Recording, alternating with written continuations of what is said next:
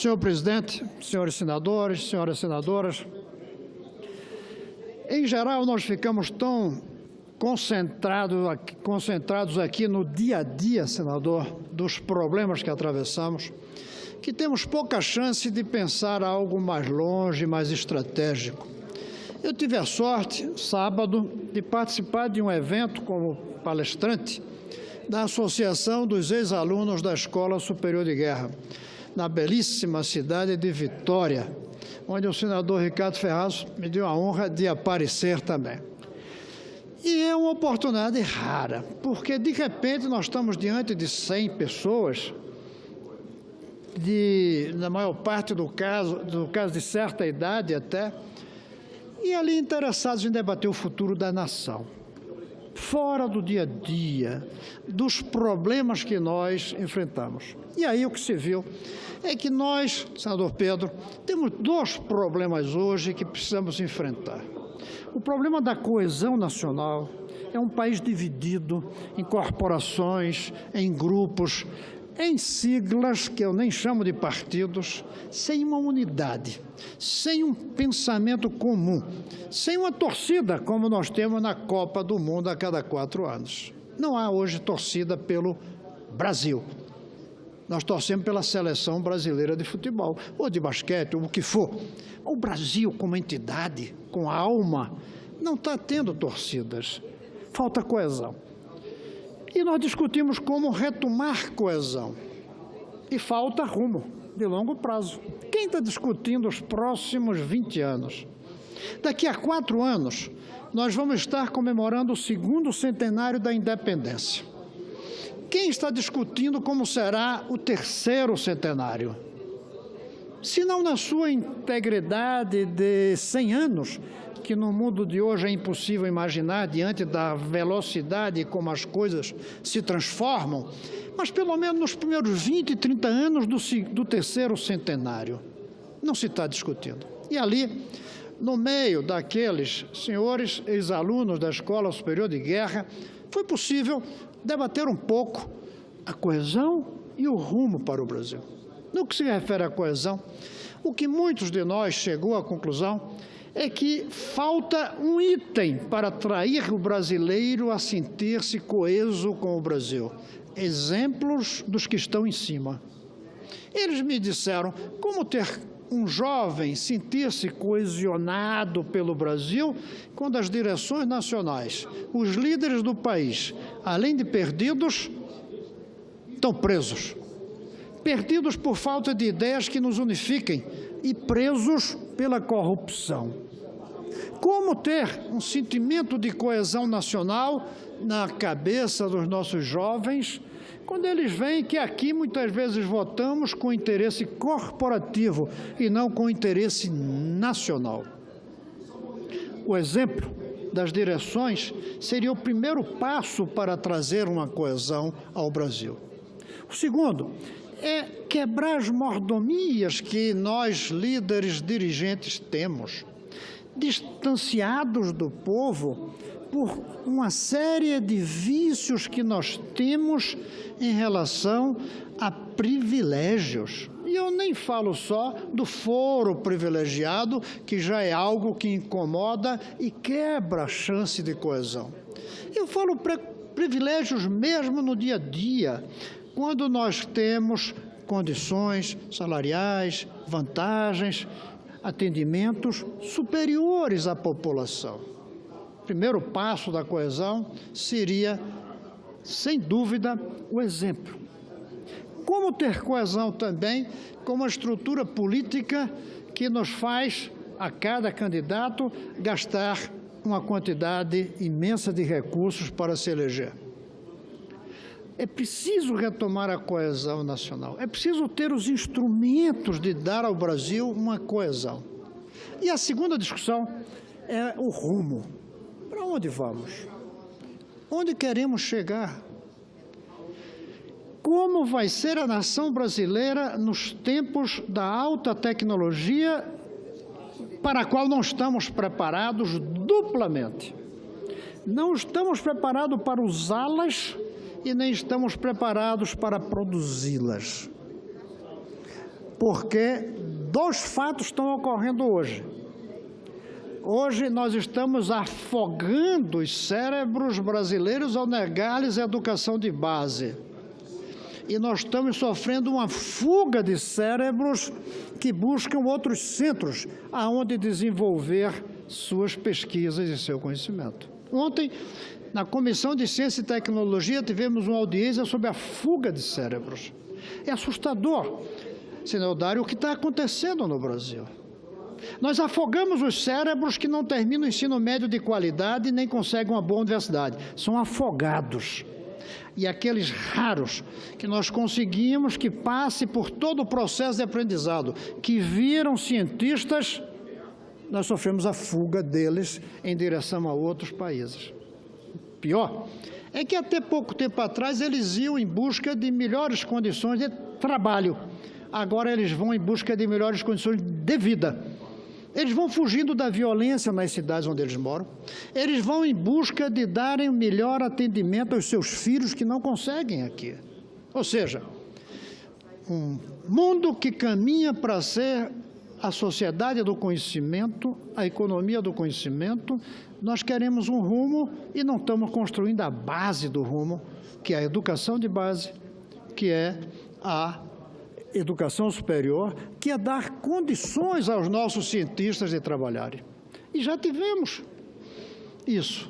Antigamente, quando a Embrapa foi criada, e é um exemplo do que o cérebro brasileiro é capaz de fazer, fazia esse concurso, o profissional que entrasse recebia uma bolsa para fazer o doutorado, já voltava empregado com seu laboratório.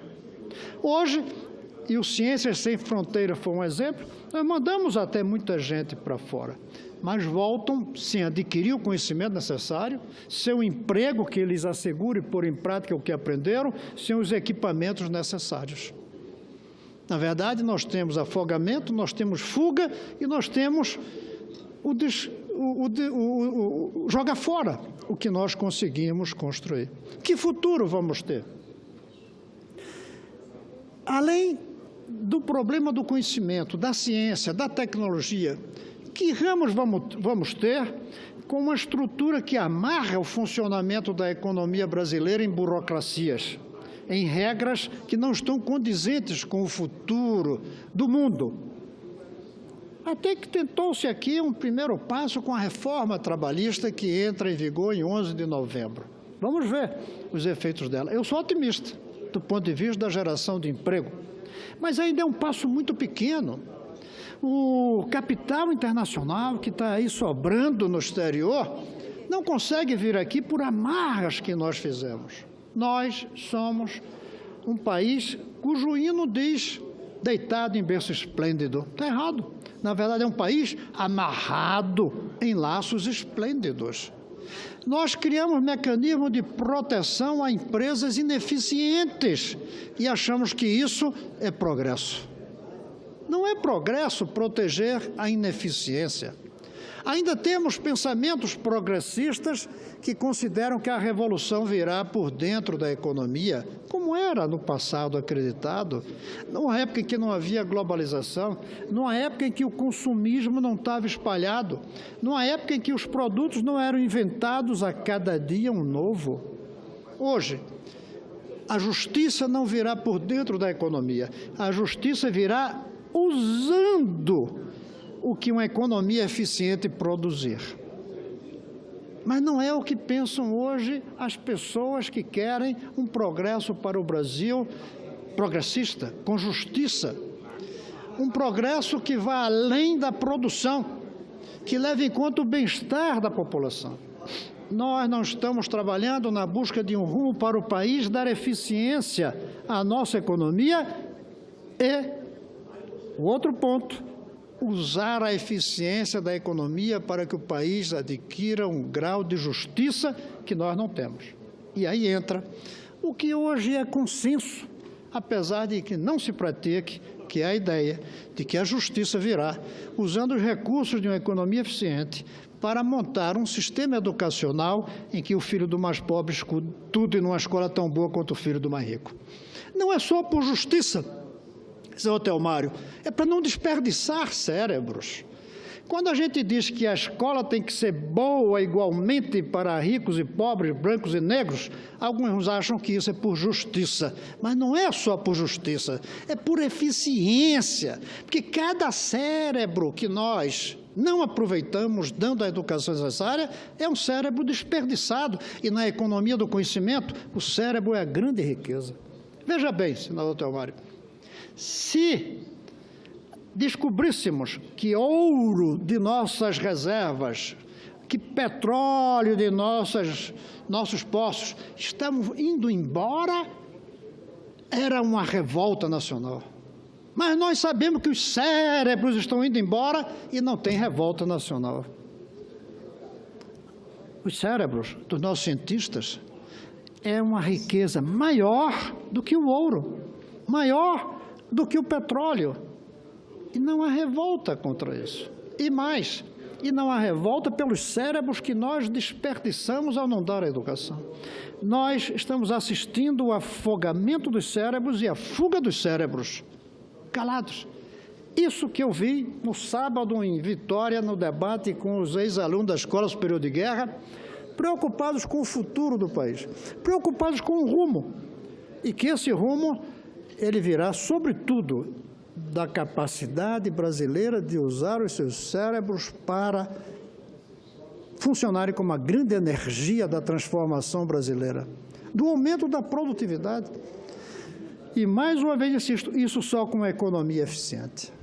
A diferença entre o Brasil e a Coreia do Sul não é apenas que a Coreia investiu muito em educação, é também que a Coreia fez uma economia eficiente.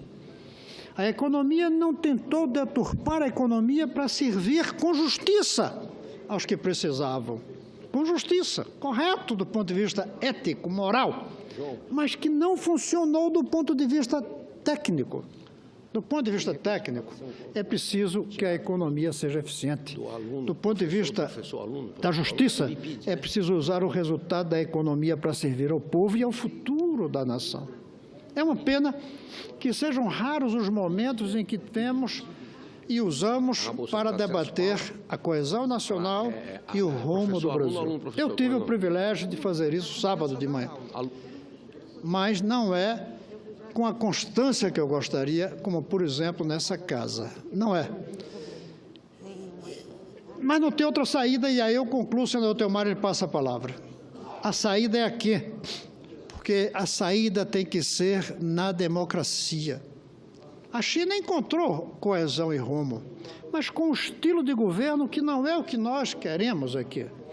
Com o estilo de um partido único, mas com o estilo que nós deveríamos ter aqui de respeito ao mérito e de busca da eficiência. Buscam a eficiência e buscam usar bem a eficiência. Buscam criar coesão e buscam usar a coesão para definir um rumo para o país. Eu quero aqui lembrar esse encontro no sábado, dizer da minha satisfação de estar com os ex-alunos da Escola Superior de Guerra, que é um espaço onde se debate o futuro, e dizer que, com muito prazer, passo a palavra ao senador Telmário, que pediu uma parte. Obrigado, senador Cristóvão. Vossa Excelência está falando aí do patrimônio cultural brasileiro. Que a gente, realmente, se tiver um patrimônio físico, como ouro, nióbio, petróleo, etc., sendo retirado do Brasil, há naturalmente muitas vozes se levantam contrário e se manifestam. E esse patrimônio, naturalmente, cultural e científico brasileiro, ele realmente começa a sair e que não há esse barulho, não há essa preocupação, e o prejuízo é imensurável e já muito bem colocado por Vossa Excelência. Ontem, inclusive, eu usei essa tribuna e mostrei da preocupação do Ministério da Educação cortar o PIBID, que é uma bolsa do aluno-professor, fundamental para a motivação. Ele, enquanto aluno, já começa a ser ali um professor para as categorias de ensino menores, no sentido de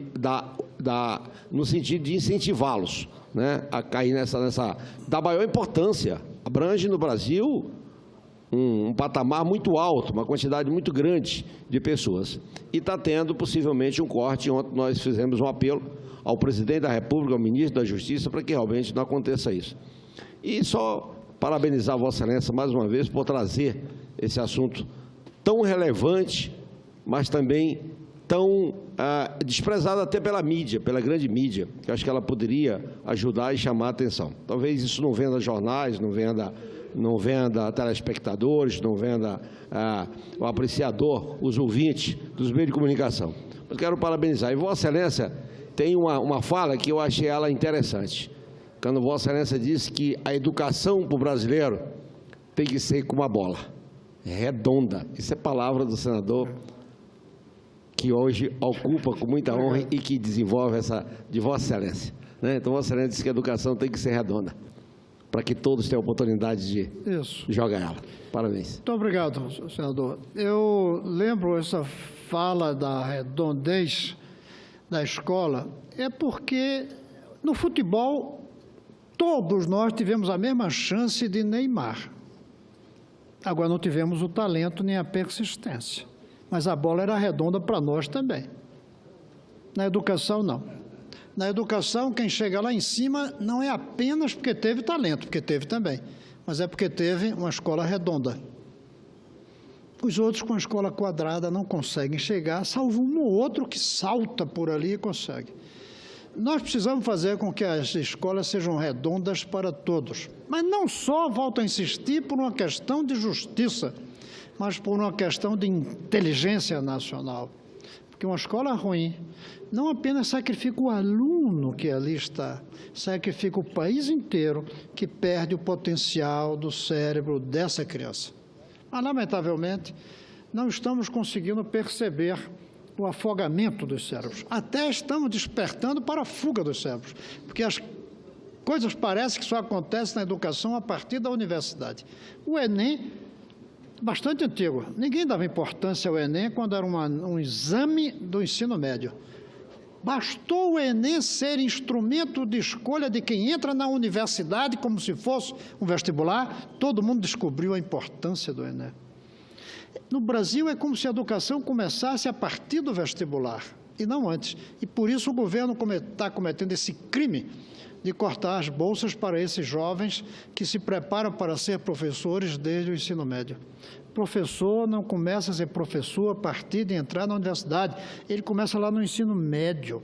É ali que começa a desenvolver a sua vocação, o seu compromisso e o seu conhecimento. Senhor presidente, eu queria apenas saudar esses ex-alunos da Escola Superior de Guerra e dizer da satisfação que eu tive ao poder debater o Brasil, na sua falta de coesão hoje e na sua falta de rumo para o futuro. Pena que esse não seja um debate que se tenha todos os dias.